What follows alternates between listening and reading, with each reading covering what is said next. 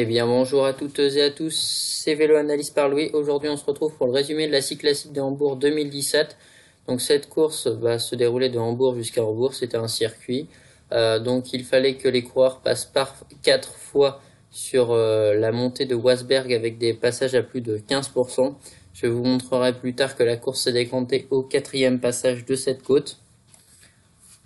Donc les favoris au départ de l'étape étaient André Greipel de la Lotto Soudal, vainqueur de l'épreuve en 2015, Alexander Kristoff, le Norvégien de la Katusha Alpecin, vainqueur de l'épreuve en 2014, Arnaud Desmar de la FDJ, le Français, vainqueur d'étape cette année sur le Tour de France, qui a gagné cette course en 2012, Caleb Ewan, le tenant du titre, l'Australien de l'Orica Scott, et le Français Nasser Boigny de la Team Cofidis, qui a été déclassé l'année dernière pour sprint irrégulier alors qu'il avait levé les bras en tête. Ensuite, on passe aux différents faits de course pendant cette course tout simplement. Donc il y avait 3 échappés à l'avant, Corset de la Astana Pro Team, Sylvain Dillier de la BMC, dont on va reparler par la suite, et Jonas Kor de la CCC Polkowice, l'Allemand. Ensuite, là un autre fait de course, dans le dernier passage du Wasberg, alors que ce sont des sprinters, pourtant Sonny Colbrelli, voire Danny Van Poppel auraient pu tirer leur épingle du jeu dans un sprint massif, mais ils ont préféré attaquer en puncher. Ils ont été suivis par des garçons d'expérience comme Edvald Boasson-Hagen le Norvégien ou Greg Van Avermaet, le leader provisoire du classement UCI World Tour, respectivement de la Dimension Data et de la BMC. Ce groupe d'attaquants sera repris malheureusement tout proche du but à 2 km de l'arrivée par les trains de sprinters. Leur tentative a notamment permis quand même de faire sauter le quintuple vainqueur d'étape sur le Tour cette année, Marcel Kittel. Donc leur tentative n'a pas été vaine. Ensuite, le final de la course et les résultats. Donc juste après avoir repris les attaquants à 2 km du but, les trains de sprinters se mettent vraiment en place et étirent le peloton. Dans le dernier kilomètre, Elia Viviani à 300 mètres de la ligne est le premier à lancer son sprint et déclencher. Il montre qu'il est très fort puisque personne n'arrive à revenir à sa hauteur. Son sprint était très puissant. Il montre qu'à cette période de l'année, il est très fort. Malgré le retour de gars comme Arnaud Desmar, Alexander Kristoff, ancien vainqueur de l'épreuve, ou même Dylan Groenewegen, le vainqueur sur les Champs-Élysées cette année, l'Italien très puissant réussit à résister brillamment au retour de ses adversaires.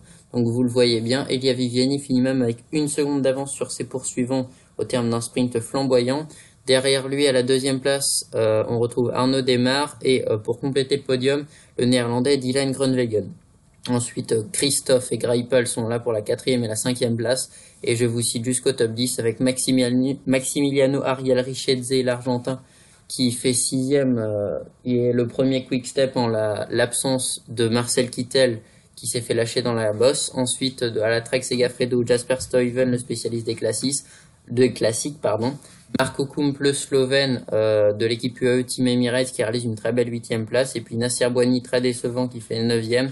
Et Rudy Barbier, bonne place pour lui de la G2R la mondiale, qui réalise une très belle place sur cette course, alors que c'est loin d'être l'un des meilleurs sprinters. Et ensuite, je passe à mon flop et à mon top du jour. Donc, je commence par mon top, qui est Sylvain Dillier, lui qui a été dans l'échappée et qui était avec deux de ses compatriotes dans l'échappée aujourd'hui, qui a fait 150 km à l'avant et qui après, quand l'attaque est partie dans la dernière ascension du Wasberg, a réussi à faire un travail phénoménal pour son leader Greg Van Avermaet et pour que l'échappée puisse prendre un petit peu de temps. Donc je tiens à le féliciter de sa performance. Et ensuite, mon flop du jour est Caleb Ewan, qui était pourtant le tenant du titre, qui était pourtant dans le bon groupe, mais qui ne devait pas être assez frais, je pense. C'est ce que je pense, pour pouvoir disputer le sprint, et donc il n'a pas pu défendre ses chances. Et ensuite, on va passer aux interviews d'après-course. Donc j'ai du mal à en trouver, donc c'est pour ça que nous en avons que 2 aujourd'hui.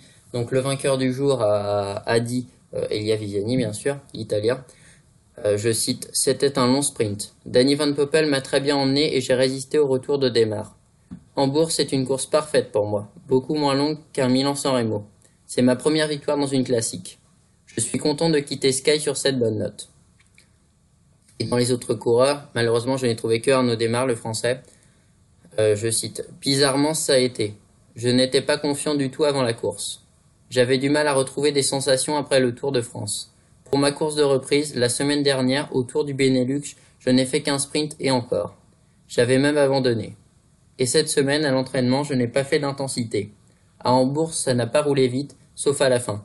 Comme scénario, c'était parfait pour moi. Je suis vraiment très content de faire deuxième, même s'il m'a manqué un poil de feeling à la fin pour batailler avec Viviani pour la victoire. Et voilà pour le résumé de cette Cyclassique de Hambourg 2017. On se retrouve demain pour le résumé de l'étape 3, une étape de haute montagne qui se déroulera en Andorre pour le Tour d'Espagne. Et puis, c'était Vélo Analyse par Louis. À la prochaine!